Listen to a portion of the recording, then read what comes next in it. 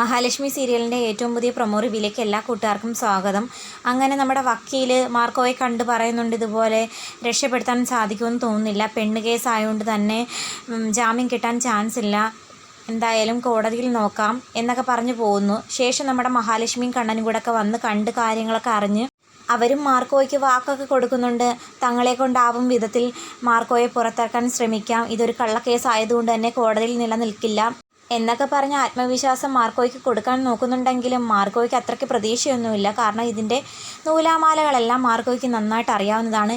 ഇതിനിടയ്ക്ക് മറ്റൊരു സംഭവ വികാസങ്ങളൊക്കെ ഉണ്ടാകുന്നു. അതായത് നമ്മുടെ മേഘൻ നമ്മുടെ മാർക്കോയുടെ സ്ഥിരം വക്കീലുണ്ടല്ലോ, ഫീസൊന്നും മേടിക്കാതെ മാർക്കോയ്ക്ക് വേണ്ടിയിട്ട് മാത്രം വാദിക്കുന്ന ആ വക്കീലിനെ കണ്ട് ആ വക്കീലിനെ അങ്ങ് കയ്യിലെടുക്കുന്നു. അതായത് മാർക്കോ കേസ് വാദിച്ചാലും നിങ്ങൾക്കൊന്നും തരാൻ പോകുന്നില്ല, അഥവാ അവനോ അവൻ്റെ കൂട്ടുകാരോ കാണും പൈസ തരാമെന്ന് പറഞ്ഞാൽ പോലും അതിൻ്റെ ഇരട്ടി പൈസ ഞാൻ തരുന്നതായിരിക്കും. എന്തായാലും അവൻ പൈസ തരാമെന്നൊന്നും പറയാൻ പോകുന്നില്ല, കാരണം അവൻ്റെ ഈ പൈസ ഇല്ലെന്നുള്ള കാര്യം എനിക്കറിയാം. ഒറ്റ ഒരു കാര്യം മാത്രമേ ഉള്ളൂ, നിങ്ങൾ ഒരിക്കലും കോടതിയിലേക്ക് എത്തരുത്, മാർക്കോയ്ക്ക് വേണ്ടിയിട്ട് വാദിക്കരുത്. ആ ഒരൊറ്റ ഡിമാൻഡ് മാത്രമേ ഉള്ളൂ. നിങ്ങൾക്ക് വേണ്ടിയിട്ടുള്ള എത്ര പൈസ വേണമെങ്കിലും ഞാൻ തരുമെന്ന് പറഞ്ഞ് വക്കീലിന് കൈ കൊടുക്കുന്നുണ്ട്. വക്കീലിനാണെങ്കിൽ ഇത് കേട്ട് ഭയങ്കര സന്തോഷമാവുന്നുണ്ട്.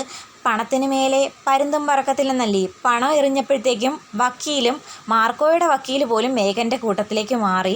വക്കീലിൻ്റെ ഈ ചതിയൊന്നും അറിയാതെ മാർക്കോ പ്രതീക്ഷയോടെ നിൽക്കുന്നുണ്ട്. എന്തായാലും കോടതിയിൽ കേസ് വാദിക്കാനായിട്ട് തൻ്റെ വക്കീൽ എത്തുമെന്നുള്ള ഒരു പ്രതീക്ഷയിൽ നിൽക്കുന്നു.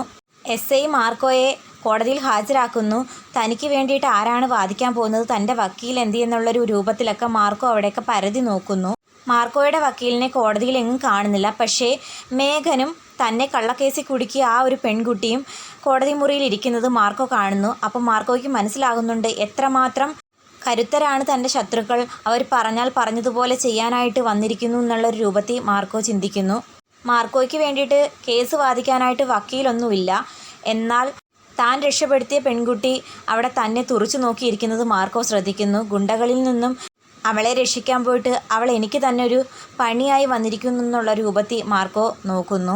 മേഘൻ്റെ നോട്ടം കണ്ടിട്ട് മാർക്കോയ്ക്ക് മനസ്സിലാകുന്നുണ്ട്, സ്റ്റേഷനിൽ വെച്ച് അവൻ തന്നെ വെല്ലുവിളിച്ചതാണ്, ഒരിക്കലും താൻ പുറത്തിറങ്ങാൻ വേണ്ടിയിട്ട് അനുവദിക്കില്ല, എത്ര സ്ട്രോങ് ആയിട്ടാണ് ഈ കേസ് മുന്നോട്ട് പൊയ്ക്കൊണ്ടിരിക്കുന്നതെന്ന്. അതേസമയം മാർക്കോ ചെയ്ത കുറ്റപത്രങ്ങൾ കോടതിയിൽ വായിച്ചു കേൾപ്പിക്കുന്നുണ്ട്.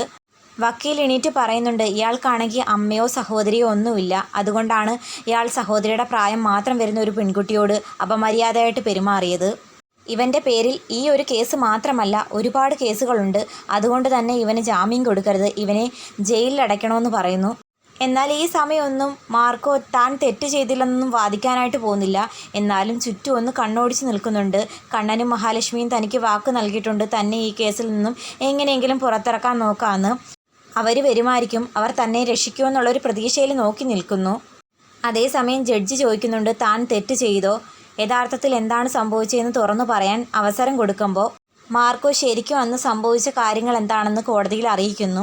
അന്നേരം ആ പെൺകുട്ടി അതെല്ലാം നിഷേധിക്കുന്നുണ്ട്. ഇയാൾ പച്ചക്കള്ളം പറയുകയാണ്, ഇയാൾ പൊതുസ്ഥലത്ത് വെച്ച് പരസ്യമായി എന്നെ ഉമ്മവെക്കാൻ ശ്രമിച്ചു, ആ സമയത്ത് ഞാൻ ഇയാളിൽ നിന്നും രക്ഷപ്പെട്ട് ഓടുകയായിരുന്നു, അതിന് 2-3 ദൃക്സാക്ഷികളും ഉണ്ടെന്ന് പെൺകുട്ടി അറിയിക്കുന്നു. ശരിക്കും ആ പെൺകുട്ടിയോടൊപ്പം ചേർന്ന് അന്ന് നാടകം കളിച്ച ആ ചെറുപ്പക്കാരന്മാർ ദൃക്സാക്ഷികളായിട്ട് മാറി. അങ്ങനെ ആ ചെറുപ്പക്കാരന്മാരും മാർക്കോയ്ക്കെതിരെ സാക്ഷികളായിട്ട് മാറി. ഇനി ഒരു അത്ഭുതവും തൻ്റെ ജീവിതത്തിൽ സംഭവിക്കാൻ പോകുന്നില്ല. കാരണം രക്ഷപ്പെടുത്താൻ ആരെങ്കിലും വരുമായിരുന്നുണ്ടെങ്കിൽ ഇതിനകം വന്നേനെ, ആരും വരാത്ത സ്ഥിതിക്ക് എൻ്റെ ജീവിതം ജയിലിനുള്ളിലായോ എന്നുള്ളൊരു ടെൻഷൻ ഈ മാർക്കോ നിൽക്കുന്ന സമയത്ത് മേഘൻ ഓരോ ആക്ഷനൊക്കെ ഇങ്ങനെ കാണിക്കുന്നു. അന്നേരം മാർക്കോയ്ക്ക് ഓർമ്മ വരുന്നുണ്ട്, സ്റ്റേഷനിൽ വന്ന് മേഘൻ വെല്ലുവിളിച്ച കാര്യം, ജയിലിനുള്ളിൽ വെച്ച് തന്നെ ഇഞ്ചിഞ്ചായി കൊല്ലാൻ ആളെ ഏർപ്പാടാക്കിയിട്ടുണ്ടെന്നൊക്കെ വെല്ലുവിളിച്ച കാര്യം ഓർമ്മ വരുന്നു. അങ്ങനെ എല്ലാ പ്രതീക്ഷയും അസ്തമിച്ച് നിൽക്കുമ്പോഴായിരിക്കും നമ്മുടെ കണ്ണൻ്റെയും അനന്തുവിൻ്റെയും എൻട്രി.